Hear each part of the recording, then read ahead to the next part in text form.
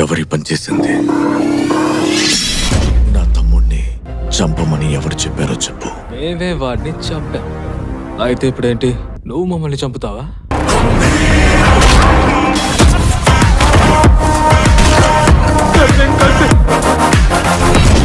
గిజ్జున్ ఇక్కడికొచ్చాడు. ఆ పేరు వింటే పాత జ్ఞాపకాలు గుర్తొస్తాయి.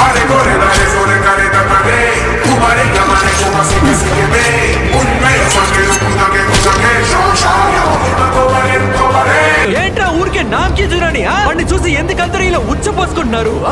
కూచున్ మో కూపున్ శాన్ గారి కొడుకు, వాడే దీనికి కారకుడు. అక్కడే ఉండు, నీకోసం వస్తున్నాను. మీరు నన్ను ఇక్కడికి రప్పించలేదు, నేనే మిమ్మల్ని రప్పించాను.